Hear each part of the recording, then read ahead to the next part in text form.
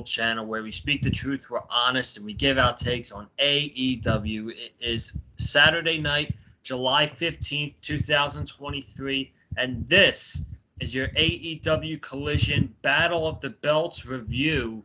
Saturday night, first time ever, AEW did 3 hours of content on TV, and for the first time, the 2 hours of Collision felt it went by pretty good.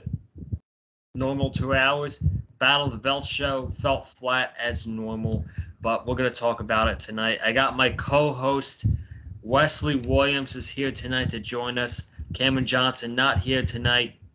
Unfortunately, we'll get him back. Hopefully, he's going to be on vacation next week, so we might not get back until last week of July before we hit August. But Wes, what's up, man? How are you doing tonight? Are you tired after the 3 hours? Because I know we talked about it a little bit off camera, but we got a lot to get into, man. But more importantly, how are you doing? I'm doing well, man. Some great wrestling tonight, man. We'll definitely get into all that. I am pretty drained by the end of it. First time ever AEW's done 3 straight hours. I mean, I gotta say, I think I much prefer the 2-hour format, but good thing they're sticking to that 2-hour format each week. It's just a special Saturday night tonight. But man, yeah, I mean, we'll get into the 2 out of 3 falls match. By far and away, match of the night, match of the year candidate. Absolutely, I would say personally for me, my tag team match of the year up to this point in 2023. Absolutely wonderful stuff, and had some good matches afterwards with the finals of the Owen Cup for the women's and the men's side. Some interesting stuff coming out of that. And then Battle of the Belts, kind of typical, your typical Battle of the Belt show. You always get just kind of random thrown together, big title show, and it's kind of about it. We'll get, once we get into that, we'll probably just fly on through that pretty quickly, I would imagine. So, but It's great to be back on the Big Five Field channel talking AEW once again. And Joseph, let's just get right into it, my man. Yeah, we had a newsworthy show with what happened on Collision with that 2 out of 3 falls match. We had both finals of the Owen Hart Cup tournament, which we will talk about because for the men's match, I'm not going to talk about too much, but I was legit shocked that Ricky Starks defeated CM Punk. I was shocked. I don't know if you were the same way, but I totally thought Punk was going to win this match because of the whole thing with the red sack. I thought he wasn't going to lose. So, what did you have the same reaction as I like? It was pretty surprising. I kind of felt like though going in, it was going to be kind of an either or situation. It's like Punk could very well win, and I feel like it was kind of like the side was kind of leaning more towards him going into this. But I was also thinking in my head, well, Starks could very well pull out the win too. I feel like, and I'm honestly glad that Starks did get the win because I prefer that anyway. Just like because I think it's just better for Starks overall to win this tournament.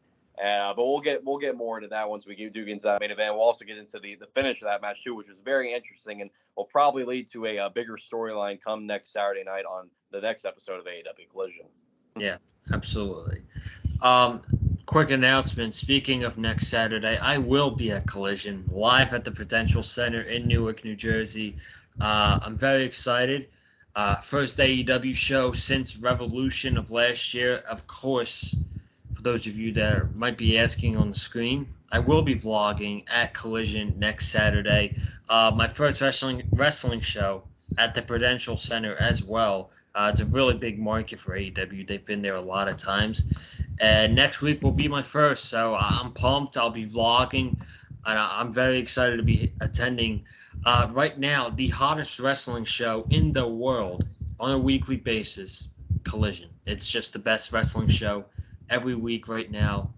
Can't miss TV, man. Can't miss TV. So I'll be vlogging at the Prudential Center next weekend. And if you guys haven't already, be sure to go ahead and check out the AEW Dynamite review. We talked more about MJF and Adam Cole, and we talked about the go home angle for Blood and Guts. Wes, before we get into Collision, really quickly, I need your thoughts on Wednesday's Blood and Guts match. Pac and Kota Ibushi revealed as the mystery partners this week. That match is going to be violent as violent can be. What are your thoughts? Oh, I think it's safe to say I'm pretty damn excited for Yeah. Wednesday.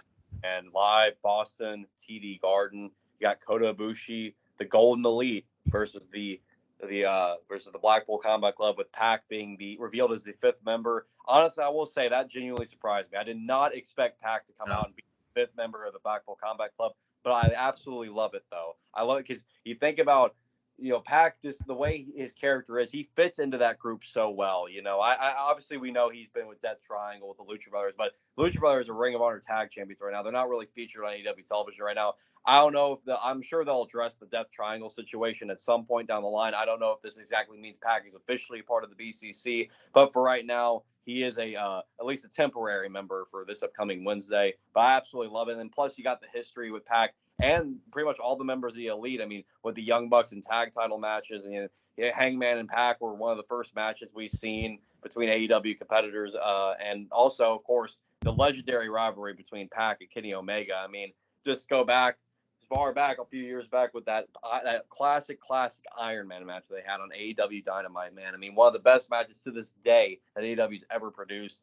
I mean, folks, I mean, you could still go back and just watch that and still be in awe of what those two men put together. But, and then, of course, the reveal of Kota Ibushi, it was rumors swirling around that it was going to be Kota Ibushi, and sure enough, Kota was the one revealed as the 5th member of the Golden Elite, now going to be at Blood and Guts on Wednesday. I did see a report, too, that apparently Kota was supposed to be on the show Wednesday, but he apparently missed his flight to Saskatoon, so they had to end up just doing the video package, and that was something I read the other day on Facebook. I was like, oh, wow. I guess I would have it would have made sense for Kota to show up there, but I kind of like it in a way, though, that he didn't, because now it's going to reveal that even bigger surprise, like that even bigger. It's going to be a bigger reveal when he does show up Wednesday for Blood and Guts, but it's going to be awesome. It's going to be action packed. I wanted to mention one other thing, too, on Wednesday show.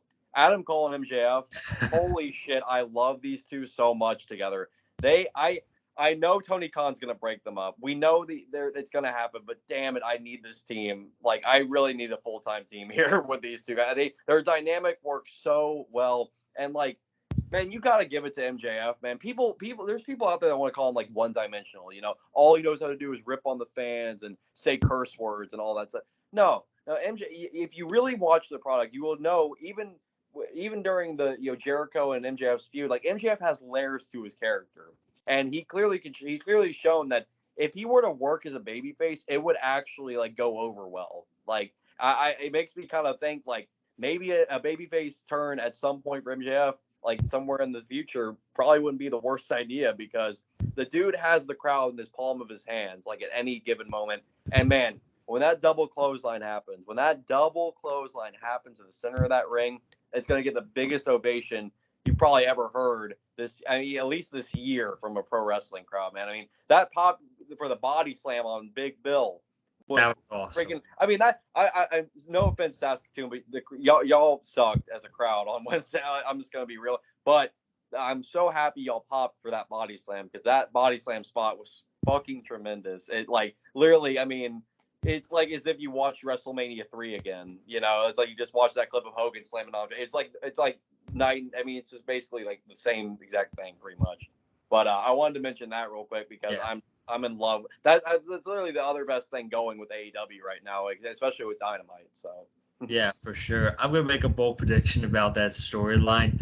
They got the crowd really wanting this double clothesline with MJF. They started chanting double clothesline. When they start chanting a basic wrestling move, the story's working. But my prediction in all of this is the double clothesline is going to happen with MJF, but it's going to happen with Roderick Strong.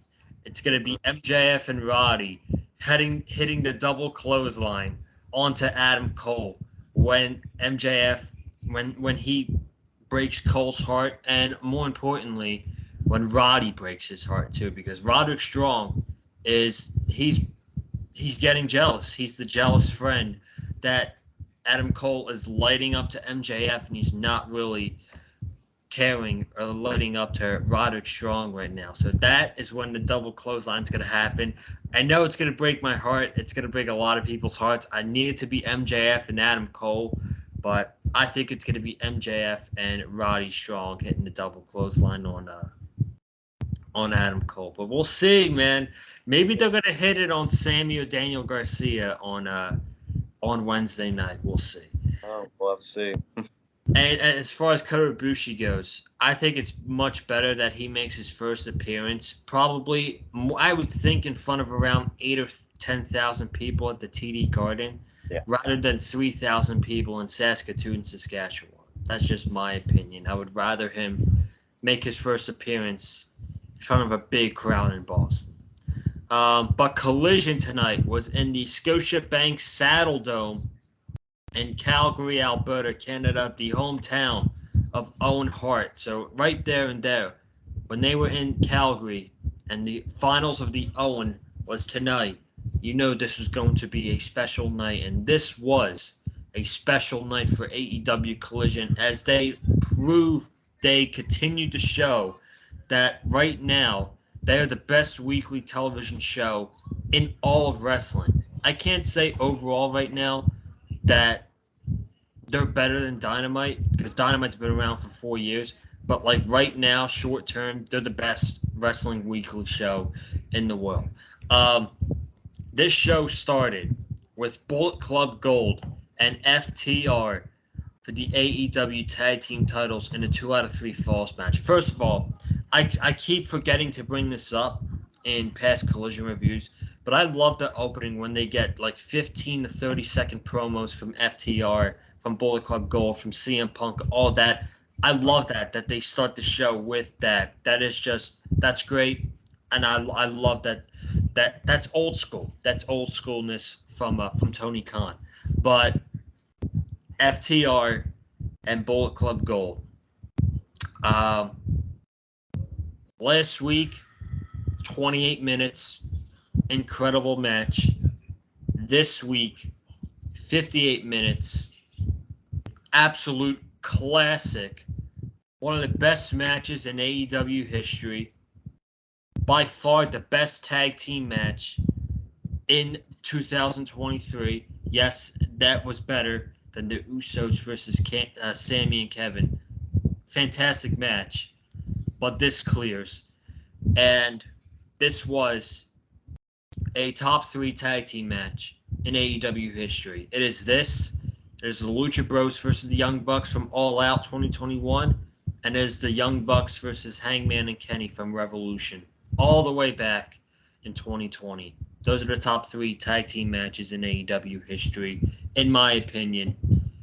When they started out slow and they were barely touching each other and they were pandering to the crowd, I'm like, this is going to be a long match. And it took about 20 minutes before they even got to the first fall. And I'm like, yeah, this is going an hour.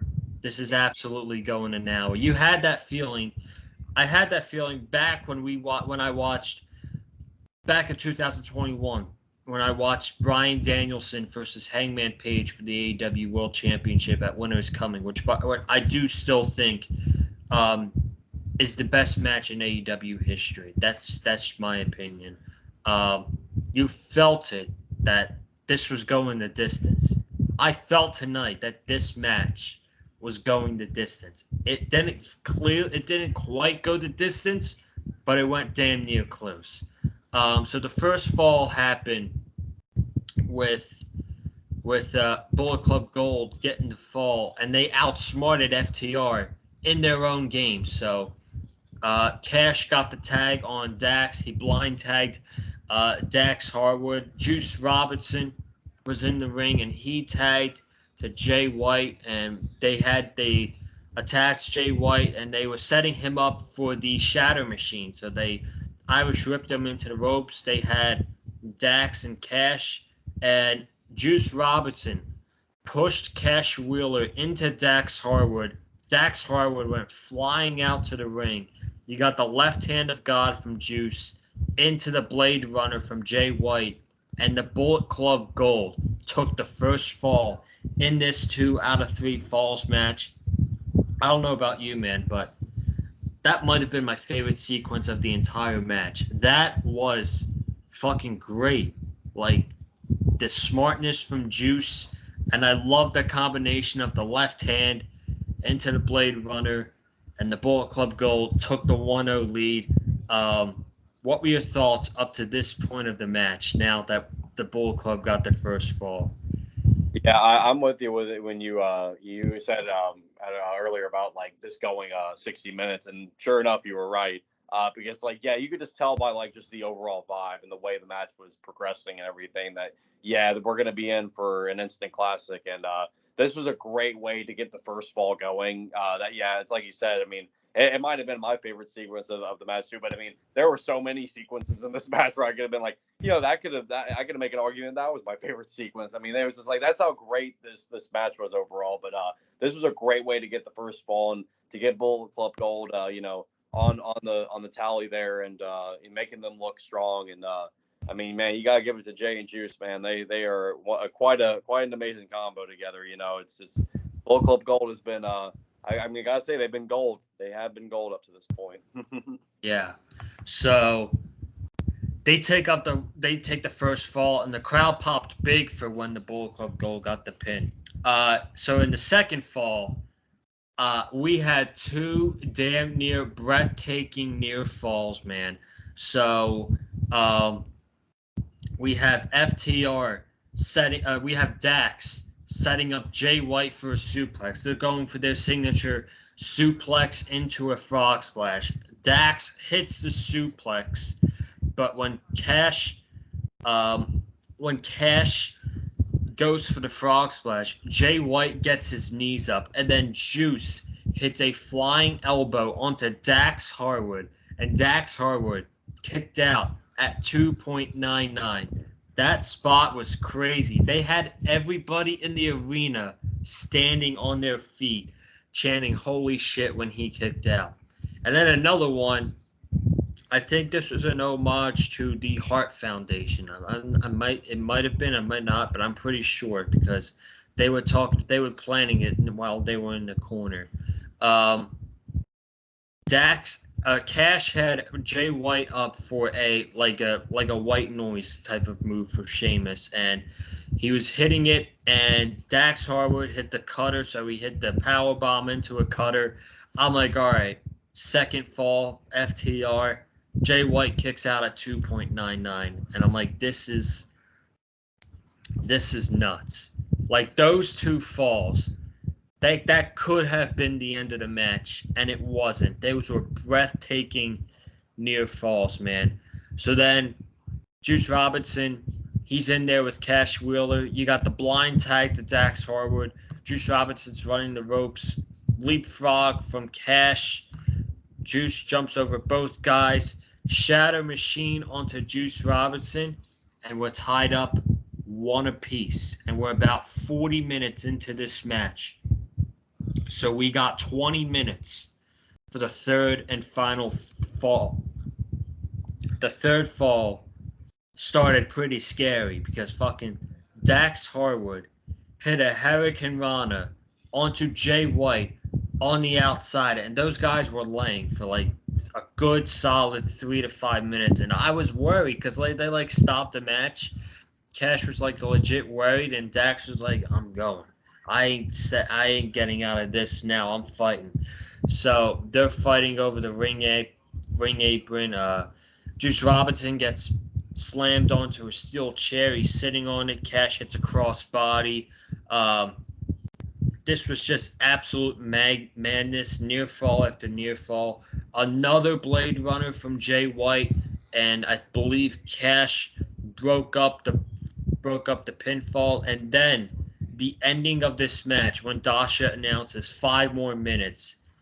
I'm like, are we really going into a draw here? Are we going to get another match out of Bullet Club Gold and FTR? And FTR hit a double sharpshooter. They had Dax on Jay White and Cash on Juice Robinson. And Juice and Jay White were holding each other's hands for not to tap out. That spot reminded me of 2016 NXT TakeOver when FTR were holding hands when Johnny and Ciampa had their submission holds onto FTR, and then I believe both of them tapped out at the same time. And then the ending, Dax Harwood was selling his knee, and he was pulling his knee brace down. And the whole story of that was so that he can lean back more when he hits the sharpshooter. Dax Harwood hits the sharpshooter onto Juice Robinson. Juice Robinson, he taps out, and after 58 minutes in a 2 out of 3 falls match, FTR retains the tag team titles against Bullet Club Gold. FTR now has 3 classics when it comes to 2 out of 3 falls matches. They have Gargano and Ciampa at TakeOver Toronto, the Briscoes from last year, Ring of Honor, and now this year against Jay White and Juice Robinson in Collision, on AEW Collision. These guys are no doubt the best tag team in the world. I know people will come back and say, what about the Young Bucks? What about the Usos? They are great tag teams too. But they are not FTR, man. And they are old school. They're an old school tag team, which is what I love about them. They are fucking unbelievable, dude. And this has just not only sparked up their reign as the tag team champions, but it sparked up, hopefully, the tag team division in AEW as we head into All In and All Out in late August and early September. This was the best tag team match of the entire year. And by the end of the year, it's going to suck putting a top 10 list together when it comes to these AEW matches.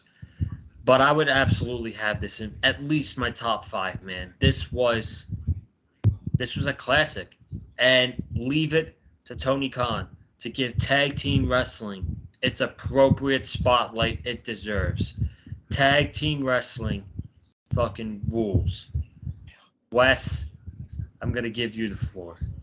Yeah, we've over all this time that AEW has been around, we've certainly been spoiled with just a plethora of amazing tag team matches. I gotta say, man. I mean, 4 years in, and we've just had, I mean, you just many kinds of just amazing tag team matches. I mean, I got a poster back here of the one, probably the first like match of the year, tag team match of the year AEW produced, and that was Hangman Page and Omega versus the Young Bucks of Revolution 2020 for the AEW tag titles. I mean, you just go back to that.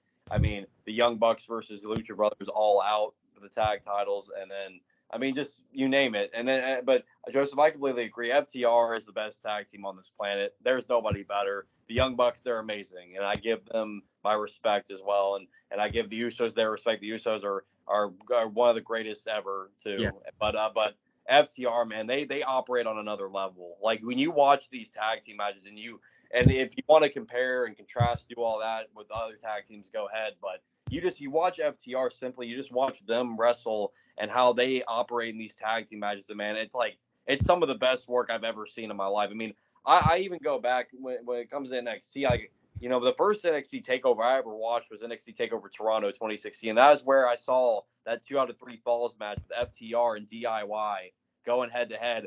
And I'm telling you, man, up to that point, I'd never seen tag team wrestling as great as I saw it that night. And ever since then, FTR has just been putting on. It's like, in the great words of Sheamus, banger after banger after banger after banger after banger. It's just over and over again. FTR continues to prove why they are at the top of the mountain, why they are the tag team champions, and why they are the best tag team in the world. I mean, I just can't see anybody out there making any kind of argument to me, that could tell me that there's a big team better than FTR right now. Yeah. I mean, and look, I give so much respect to Jay White and Juice Robinson, man. Those two guys worked their asses off tonight, man. Those two guys are world-class athletes of their own rights, and they deserve as much respect as FTR tonight for sure, man, because those guys can work. And I mean, folks, if you watch their work in New Japan as well, these two guys can work. These guys, and they've made just an incredible pairing with Bullet Club Gold. I've been loving this faction with Bullet Club Gold up to this point. They've been a focal point, obviously, on AEW Collision, and they've been super entertaining throughout. I absolutely love their segments with Tony Schiavone in the middle of the ring with the interview segments, and they just kind of keep harassing him and the toying with him. It's hilarious. It's great entertainment. Yeah. And it's I mean, man, I just, the only word I can really describe with this match tonight was just incredible. incredible. That's my one word to describe this 2 out of 3 falls match tonight. Um, Obviously, match of the night, match of the year candidate as far as tag team wrestling goes. I mean, again, man, AEW, Tony Khan, they spoil us with amazing tag team wrestling. I mean, I don't think you can find another company out there that's doing tag team wrestling the way AEW is doing it at this stage of the game, man. I mean, and you again look at the years past, look at all the 4 years that AEW's been around. You just look at the amount of tag team match clinics that we've had with all these different tag teams, like whether it was Santana Ortiz, FTR, Young Bucks, you know, Lucha Brothers. I mean, you name any tag teams you can name that have been putting on just bangers in AEW. I mean, you get it. That's what you get. And yeah, just absolutely wonderful stuff, man. I mean, this is what I love to see when not just with tag team wrestling, but just wrestling in general, man. This is the storytelling throughout the match. I mean, this is. I mean, Joseph, you put it in our group chat on Instagram earlier tonight. This is why we fall in love with pro wrestling. Is stuff like that. What we watched tonight. This is exactly why we fall in love. And you're absolutely right, man. I mean, it's just it reminds me once again why it is one of the best things ever to be a pro wrestling fan, man, and why people get invested in this type of stuff is because it makes you feel it touches a certain place in your heart that makes you just feel so many emotions all at once, and it's the best. It really is the best. Yeah, man, that is true. That's why we love wrestling, and I'm a big advocate for tag team wrestling. And ever since AEW's came on, they've delivered when it comes to tag team wrestling. They've had a couple duds in there as well, believe me, but for the most part, it's been great. It's been fantastic, and Tony Khan has given the spotlight that it deserves, and I hope he keeps on doing it for the rest of the year and going into 2024. Now, I want to give a shout out to Juice Robinson because before Collision started, I wasn't really high on Juice Robinson as a wrestler. Now, obviously, what carries Juice Robinson? He has outstanding charisma. His promos backstage, his vignettes, they are real. He's a funny guy. He has a lot of charisma. But I was not that sold on Juice Robinson as a wrestler. I'm like, he's all right. I don't know if he's gonna fit the AEW format as a wrestler, but he has a ton of charisma. Collision was made for guys like Juice Robinson. I read a tweet on Twitter tonight. So far, Juice Robinson has wrestled 4 matches on Collision, and Juice Robinson at the Bullet Club Gold, basically, because they've all been in the same match together. They've both Jay and Juice have wrestled 2 hours and 15 minutes out of the 4 matches that they've had on Collision so far. And out of those 4 matches, I'm now sold on the in-ring work of Juice Robinson because I've been given the time to see what he's been capable of when I wasn't given the time in a 10-minute match on Dynamite or a 10-minute match on Rampage. They gave him the time to go out there and show the world what he can do against guys like FTR. And now they got me sold on Juice Robinson. He's got a lot of charisma, and he's a great wrestler too. So I love it. I love it. Like I said last week, I'll say it again. Collision is made for people that you're probably not going to see on Dynamite much. If this show wasn't existed, I don't think we would see the Bullet Club Gold a lot. So the fact that we get them on Collision every single week, I appreciate that. And it's clearly helping Juice Robinson now. So, any last things you want to add before we move on? Not really, man. Just what a great night to be a pro wrestling fan, I gotta say. We won that 2 out of 3 falls match. We really did. Yeah, we're the real. Give us the tag team titles. Yeah. Give us those titles. Exactly. The fans won. We had the finals of the Women's Owen Hart Cup tournament. We had Willow Nightingale against Ruby Soho. This match went about 13 minutes, so these ladies got a solid amount of time.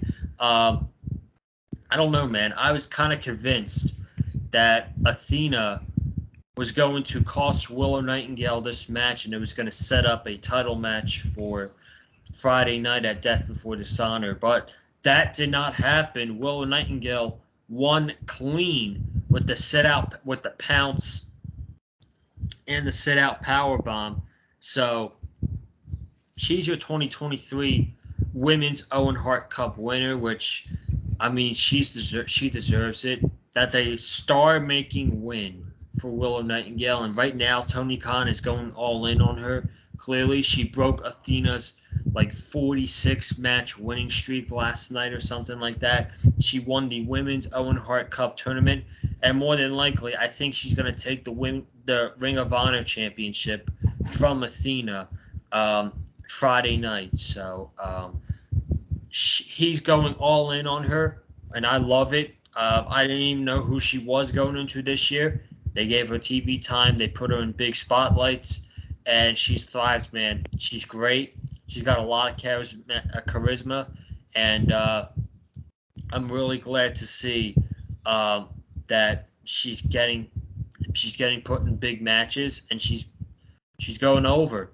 Big win tonight over Ruby, and I do feel bad for Ruby a little bit. 2 years in a row, she's lost the finals of a big tournament in the Owen Hart Cup tournament. She's been in AEW for almost 2 years now, and she's yet to get her big moment.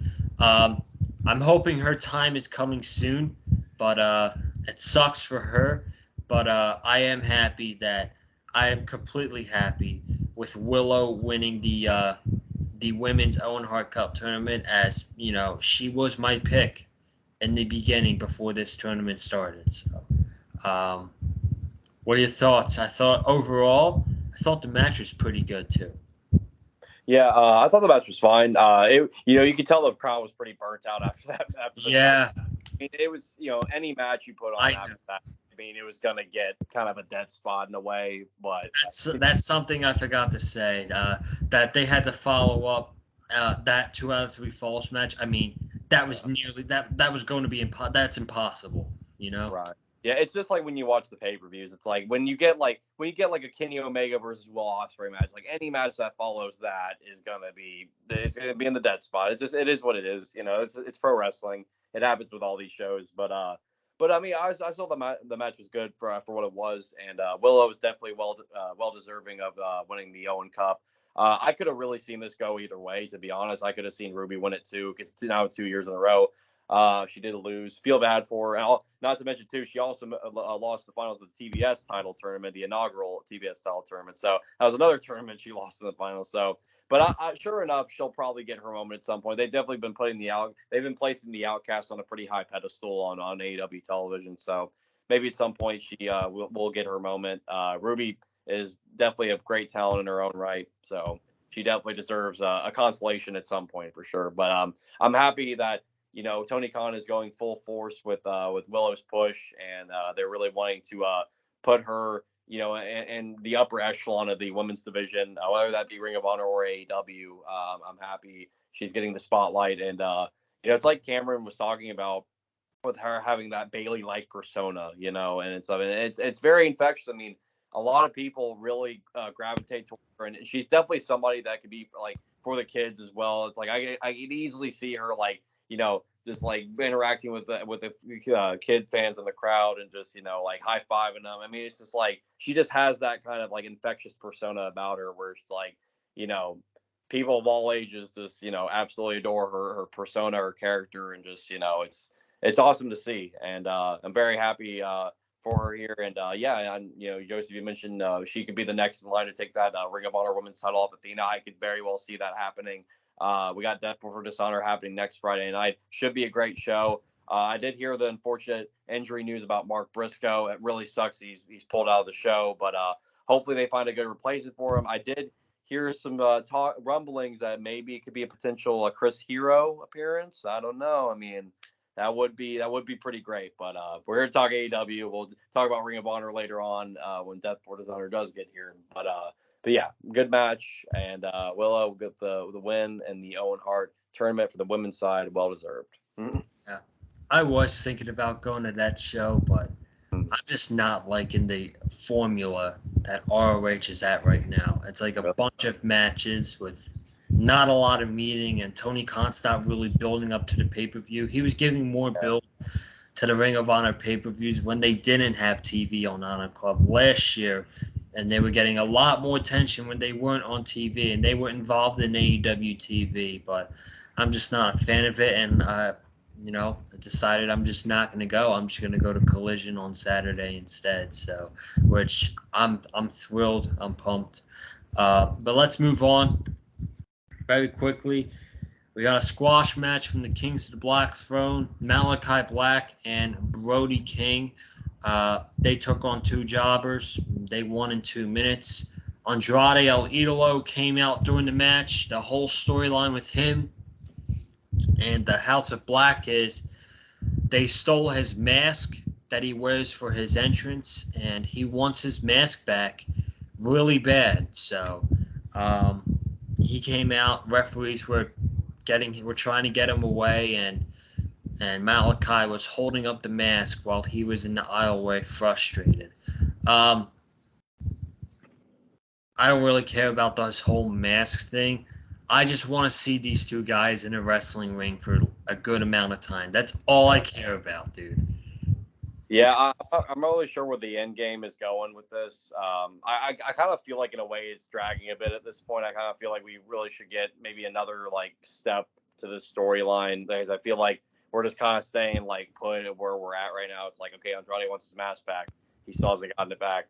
Also, are we going to get Roosh or Jalisco showing up at any point? I'd imagine so, because I mean, it's like I feel like the House of Black are the trios champions, but I feel like the trio styles are kind of an afterthought right now. I just feel like they're not really pushed in the forefront of this feud. I mean, maybe it will eventually lead to the trio style. I imagine so, because I just, it kind of sucks that we really haven't seen the trio styles be put kind of like in the forefront like they should be, because, I mean, you got your champions right there, but meanwhile, there's just a feud happening with them right now with Andrade where he just wants his mask back, and it's just, I don't know. It feels kind of lame. I mean, I'm hoping that we will get another layer added to the storyline going forward. But I hope, like, if they do something next Saturday, I hope that like we'll actually feel like more progression, because I just feel like we're kind of just staying put where we're at right now. So yeah. Well, here's my thoughts. During Battle of the Belts, the Acclaimed had a segment out in the ring with Tony Schiavone, and they announced that they're getting their rematch for the Trios titles next Saturday on Collision. It's going to be the Acclaimed challenging the House of Black for the Trios titles. And I think that Andrade is going to cost the House of Black the Trios tag team titles, because they took something away from him, which is the mask. And he is going to take away the Trios titles from them by costing them this match against the Acclaim. So I think they're going to lose the Trios titles next week, and I think we're going to get Andrade against Malachi Black at Wembley Stadium. That's where I think this is going.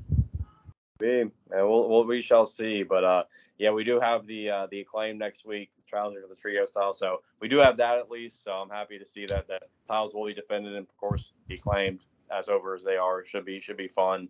But yeah, I'm not really sure how the ending could go, because I know the Acclaimed is like kind of feuding with QT Marshall's like little group in a way. So it's like they're gonna end that feud on Friday, I think. Oh really? Okay. I hope. Yeah. I don't know. I just feel like the Acclaim could do better than this right now, because I'll be honest, I'm really not into this whole the Acclaim feuding with QTV. It's just like not really fond of it, but it is what it is, I guess. So. Speaking of QTV, they showed an interview with Tony Schiavone and QT Marshall last week, and he went to the locker room. They stormed into the locker room with Powerhouse Hobbs sitting there, and he's like, "You never thought I would actually cost you the match." He's saying all this stuff, and he said, "Your word is your promise," or something like that. So I hope that, man, let's just separate Hobbs from this group, because he is so much better than this. Right.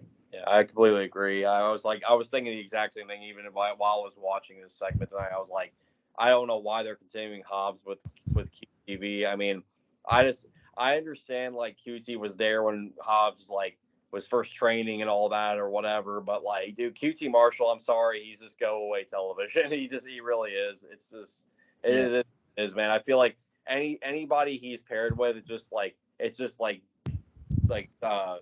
what's the word, like depleting. It's basically depleting any momentum like the other person could have. I'm just that's just my thoughts on that. But yeah, Hobbs deserves to just be on his own and just, I mean, because the guy can easily get over on his own. I mean, that dude is got the look. He's got the in-ring ability, man. I mean, and honestly, he's not really a bad promo either. I mean, the whole Book of Hobbs thing he had going on. I mean, like, I was like, with the little vignettes he had, like working out in like this kind of ominous looking gym room, and he had the Book of Hobbs out. I mean, it looked like he had something kind of going there, and then they were just like, let's just put him with QT Marshall, and it's like, okay, well, now that kind of derailed momentum, but whatever. So Yeah. The main event. Let's talk about better things on the show besides fucking QTV. The main event, the men's Owen Hart Cup Tournament Finals. Ricky Starks against CM Punk. Last week, Regina loved CM Punk. This week, he mostly got booed in Calgary. So I love it, man. I love that it's unpredictable what reaction he's going to get on which week. People might not like it, but he is AEW's John Cena. He is the biggest star of the company. And just like John Cena, you don't know what reaction CM Punk is going to get on a weekly basis. This match with Ricky was really good.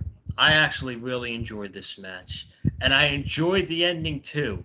Although the Punk fan in me wanted to see him win this tournament.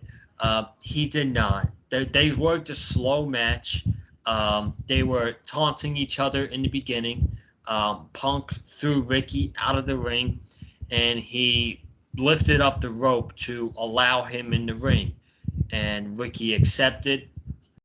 And then Ricky did the same thing later on in the match. He lifted up the rope to allow Punk into the ring, and Punk did not take it. He went to the opposite side of the ring to get in. So Ricky hit 2 spears.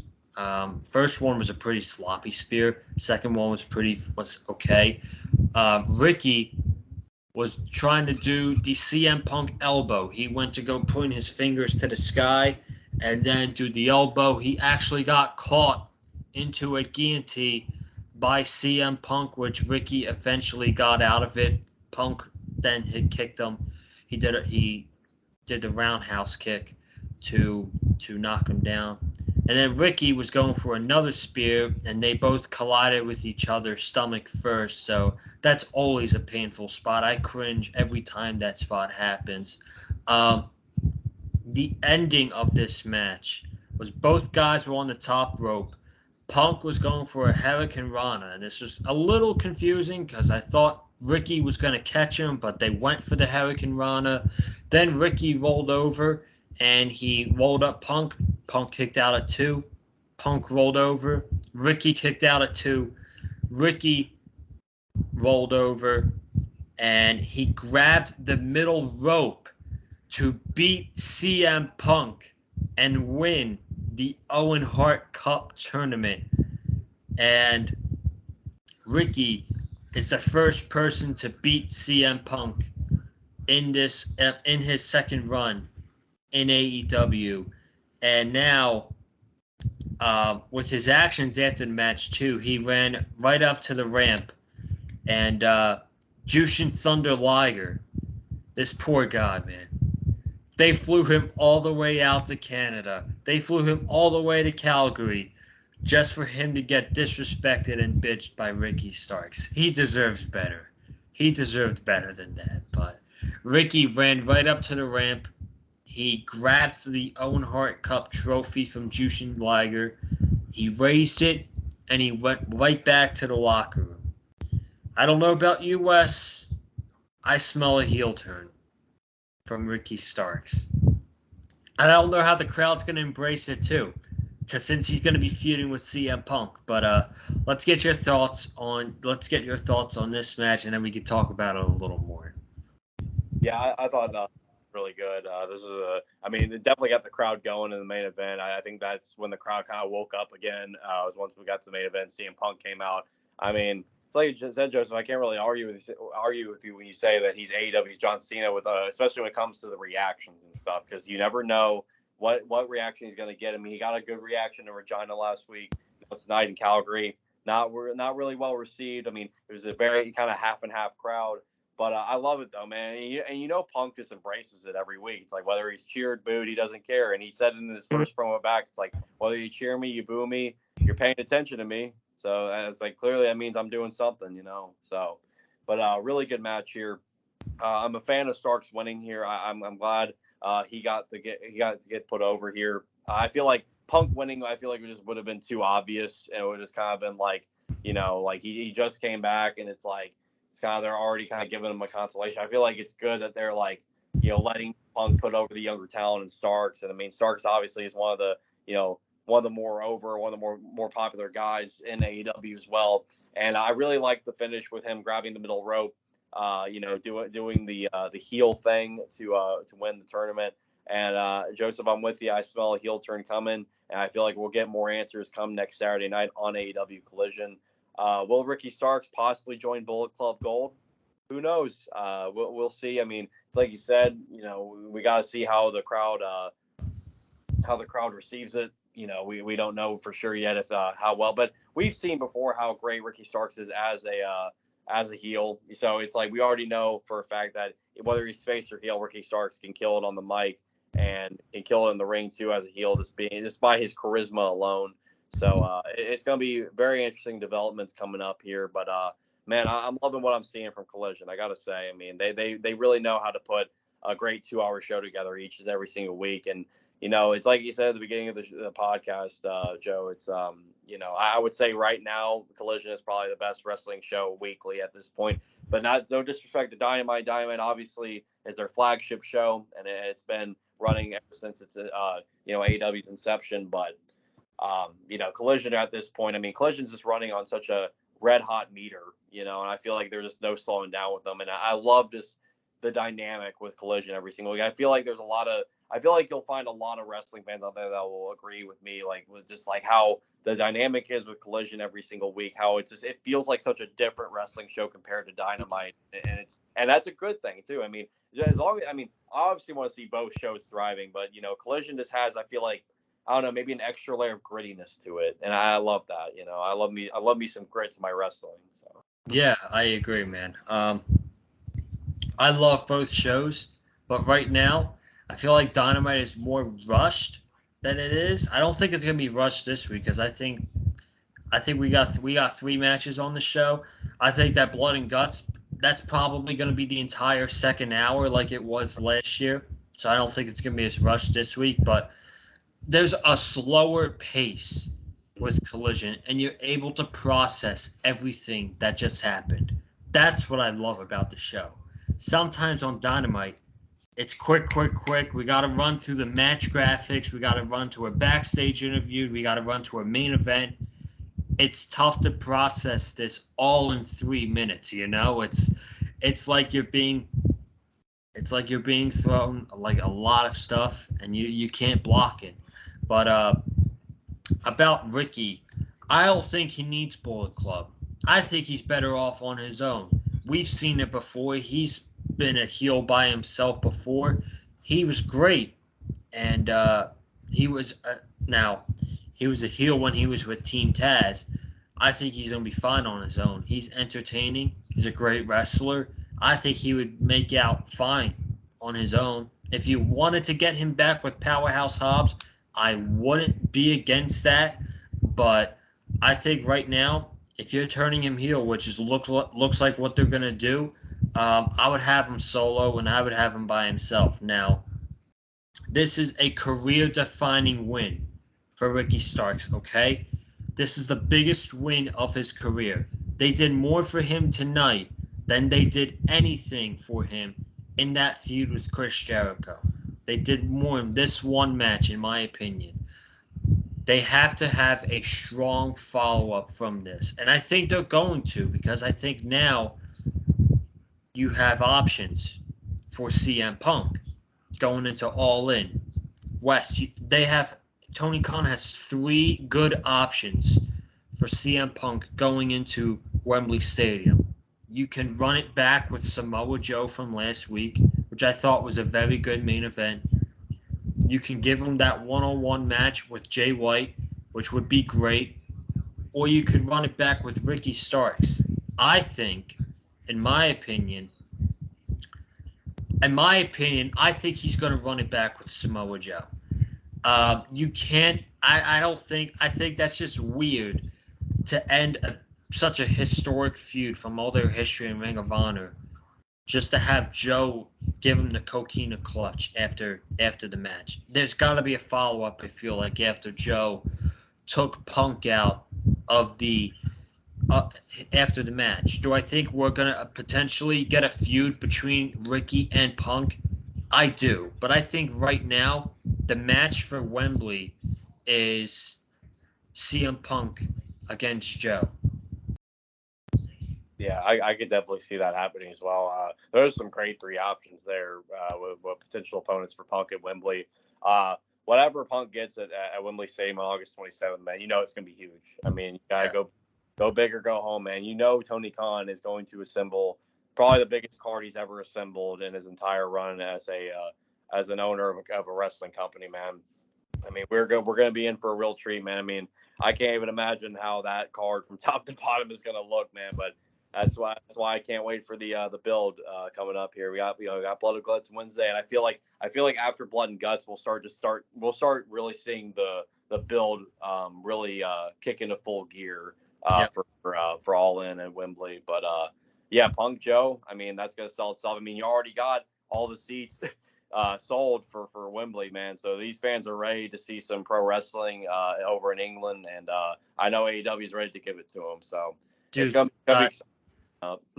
They've got 75,000 tickets sold. They're easily reaching 80K. Easily. Oh yeah. You announce 1 or 2 matches, and you're selling 5,000 tickets like that. So that's what's so crazy is that there hasn't been a single match announced. I know. 75,000 seats sold. That's just, I mean, dude, pro wrestling is winning right now. Pro wrestling is fucking winning. Absolutely, man. And by the way, just a little shot before we talk about Battle of the Belts. If WrestleMania is at Wembley Stadium in the future, you can thank Tony Khan for WrestleMania. That's all. There you go. All right, man. Let's run through Battle of the Belts real quick. Nothing really much happened on this show. Yeah. If I'm Tony Khan, I would get rid of this show. I know that he's not going to. Why? Because Warner Media wants more money. And apparently, man, I'm not going to get all into it tonight. I might do a news video tomorrow since there's just been so much AEW news this week. But I think Tony Khan's about to get a bag, man. And I don't think Warner Bros. Are going to want less content. They're going to want more content. So Battle of the Belts, it's here to stay, unfortunately. So, but yeah, really much of nothing happened on this show. We had the show open with Lance Archer against Orange Cassidy for the International Championship. And the story they're telling with Orange Cassidy is he's getting beat up. He's getting more injured and he's even more in pain after these matches. And he's winning these matches he's squeaking by these matches with the thin of his teeth. I thought he had a good match with Lance Archer. It was good. He had a couple interactions with Jake the Snake Roberts. Jake wanted to hit a DDT on Orange Cassidy. Lance Archer wouldn't let him. Orange Cassidy hit his own DDT on Lance Archer. Orange Cassidy he broke out of the blackout from Lance Archer. Both of them were fighting outside. Then they were on the apron. And I guess that technically means you're not in the ring, so they're fighting on the apron. And Remsburg is screaming 7, 8, and I don't know how these guys don't hear him, but they're fighting. And Orange Cassidy does the same spot he did at Double or Nothing when he kicked Swerve's hand. He kicks Lance Archer's hand at 9. He rolls back into the ring, and he wins by a countout. Again, Orange Cassidy squeaking by with the win, even if it's not pinning Lance Archer. I'm guessing they could run this back since he won by countout, but I'm not sure. They're so on and off with Lance Archer. I don't even know what they're going to do with him at this point. He'll never be a champion in AEW. He's getting up there. He's 46 years old. So, but Orange Cassidy wins. He's showing a lot of pain in his hand. I think that man, I think at one of these two shows, All In or All Out, he's losing that championship. What did you think of the match? Yeah, match was fine. Yeah, I don't know what they're doing with Lance Archer. It's been so weird. Like, they bring him back, and I mean, him losing by count is not necessarily a horrible thing. I'm not really. I mean, because in a way it protects him, because he didn't take a pinfall or submission loss at least. But like, I don't know. It's just so confusing, the whole Lance Archer AEW run. I don't know what they really want to plan. They're really trying to plan with them or whatever. But yeah, maybe they do run this back later on. Maybe on Collision, maybe on Dynamite. Who knows? But yeah, match was fine for what it was. And I agree with you. I think All In or All Out. I think Cassidy's losing that belt for sure. Against who, I'm not sure. Could it be against Archer? I don't know. I wouldn't put my money on it, because to be honest, I feel like when Cassidy does lose that title, it's gotta be big. It's gotta be a really, really big occasion. It's gotta be against a really big opponent. No offense to Lance Archer, but it's just like, with the momentum he's kind of failed to gain, I guess. And it's not really any fault of his. It's just the booking. But I can't see it being Archer. But yeah, match was fine for what it was. So. Yeah. I'm putting my money on Miro, man. He says he's got a big battle coming up. Last week he said that on Collision. I think his big battle is going to be Orange Cassidy. I think you might be right on that, man. I would love to see it for sure. Yeah, me too. I thought he should have been the first ever champion. I love that Pac won the match, but him as the champion, I think would be great. He's fighting God now, so. Yeah.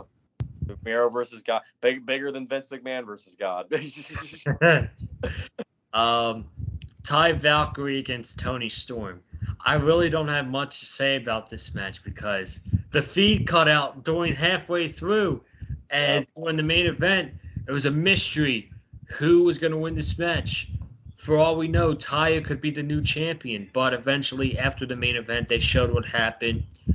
Ruby got involved. Toni Storm hit the pile driver, and Toni Storm retained the title. So, I'm utterly shocked. Really, yes, shocked. I can't believe it. They just turned Taya Valkyrie heel, and now she's a face tonight. They've kind of dropped the ball with her, bro. They really have. I don't understand too. This is another individual in AEW. I don't understand what they're doing with her run. Like, it's like, you bring her in, and she's a great wrestler. I mean, Taya Valkyrie's great in the ring. They bring her in, and it's like, they put her in the TBS title feud with Jade. She loses that twice, and then she gets a TBS title match against Chris Statlander. She drops the ball on that. Now she gets a women's world title match against Toni Storm, loses. So what's the plan here with Taya? She's just a loser? I know.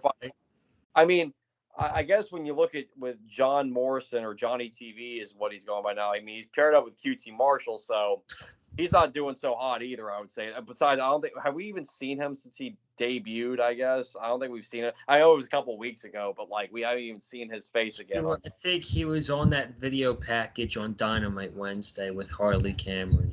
Was he? I don't even think I saw him there. Like, I don't know. Maybe I'll have to go back. But yeah, I don't know. They're a wrestling couple that's just not really thriving, I would say, at this point in time. But yeah, I don't know what the ultimate plan is, but Toni Storm retains, to the shock of everyone in the community. I know all of our feeds cut out. We wanted to know the result. Oh my gosh, Toni Storm retains. Okay, but they came back and they were playing Julia Hart from last week. I'm telling you, I know we were all confused. I was like, because I legit thought it was my cable that went out, but then I saw like the logos were still up, so I was like, okay, so the cable. But I'm happy they at least explained what happened. They weren't just like, they weren't being oblivious to the fact that the freaking the satellite went out. We got a big Dynamite show coming up Wednesday. TD Garden, Boston, Blood and Guts, Blackpool Combat Club versus the Elite. Finals of the Blind Eliminator Tag Tournament. MJF and Adam Cole against Sammy Guevara and Daniel Garcia. And Hook is finally defending the FTW Championship against Jack Perry. They're not doing it they're doing it right now. Kind of like it. And then Friday, the return of Royal Rampage. Winner will receive at least I'm going based off of last year. The winner's going to get a shot at the AEW World Championship.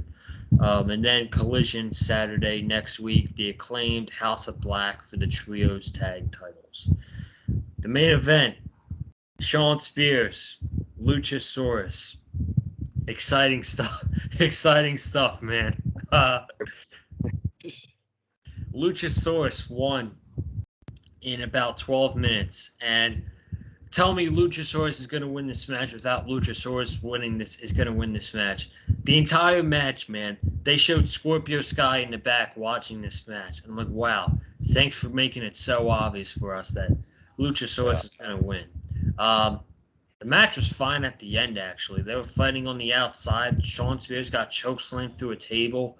Luchasaurus was going for a chokeslam again. Shawn Spears rolled him up, kick out, and then Shawn Spears hit the C4 on Luchasaurus, and he kicked out. And then Christian distracted him, and Luchasaurus did that big club to the clothesline. One of AEW's new rules is no back to the head shots. They're banning buckle bombs and stuff like that. So I guess that's not really that effective because he's hitting him in the shoulder and stuff. But Luchasaurus wins. Scorpio Sky's pissed. And Scorpio Sky's right back where he was this time last year. Back in the TNT title picture. I don't know if I like it. I don't know. I'm not mad at it, really. I mean, I think they were going to put him in some sort of kind of big program to really, like, reintroduce him or whatever. And now I don't think Scorpio wins the title. I don't see that. No, but hopefully it will be a good feud. I mean, I got to say, though, Christian is so great. I mean, him walking out with the title on his shoulder. And then even after Luchasaurus, when he holds it up in his hands, not the TNT title, not the TNT champion's hand, his hands.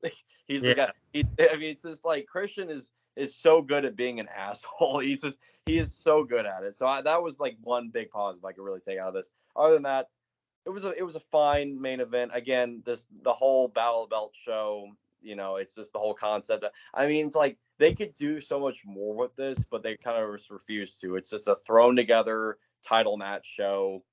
And that's really about it. I mean, it's just like we get pretty good wrestling out of it, but just no storytelling, really, no real build up. Just kind of is just a show that's there. So at least put some exciting matches on this show. I know. I do feel like I look back. One of the Battle Belts I think had like Claudio and Takeshita for the Ring of Honor. Like that's a great match. Like that gets people's like that perks a wrestling fans' ears up. That gets the attention. Like. But when you throw together matches that basically you could just watch on AEW Rampage, I mean, these are like Rampage title matches. It's like, oh, yeah, thrown together. It doesn't mean shit. Okay. Exactly. So. Shawn Spears versus Luchasaurus. Give me a break. Right. I mean, of course, and then Shawn Spears loses. Wow. Surprise. I know. What's going to happen with him next? He won't be on TV for 3 Right. He'll probably go back home and be a father. So there you go. So. That's all we got for you tonight. Long night, and the week's over. And we got a big week coming up. Big Dynamite on Wednesday, big Collision on Saturday. I'm excited. But I'm going to get out of here. Thank you guys so much for tuning in. If you haven't already, be sure to subscribe to the Big Fight Fuel channel. You're going to want to be subscribed, man, because Wednesday we're going to review Blood and Guts. I'm sure that's going to be newsworthy like it is tonight. We're going to have a newsworthy show on Wednesday. Then Saturday, I will be at AEW Collision vlogging at the Prudential Center. I'm very, very excited. I'm guessing we're going to get more stuff announced later this week. I'm very excited for Saturday night. First AEW show since Revolution last year, so it should be a good time, and I'll be vlogging. Be sure to comment down below your thoughts on tonight's Collision, Battle of the Belts, anything that happened tonight. Hit the like button if you like what you heard from myself and Wesley Williams, and follow me on Twitter at Colin_Joseph. Wes, you plug your socials. Oh, you already know. Follow me over on Instagram at The Real Wesley Snipes. You can also follow me over on TikTok with the same exact username. Again, that's at The Real Wesley Snipes. Joseph, thank you so much again for having me on for the Collision Battle of the Belts review tonight. It was a great review we had tonight. Love talking AEW with you. And hopefully next time we are on together, we'll have our boy Cam with us, joining us, the third man. We got our third man out here with us. So, it'll be fun, man. But I'm tired. I probably need to catch some sleep. Got the next 2 days of work, so I'm gonna have to just enjoy myself. Me too. All right, folks. I'm out of here. We'll see you Wednesday. Actually, I might drop a news video tomorrow because there's a lot of news that came out this week with AEW. So I'll probably do a video tomorrow for you guys, like 20 minutes. But I'm out of here. Have a good night. Stay safe. And as always, stay classy. And I'm out. Peace.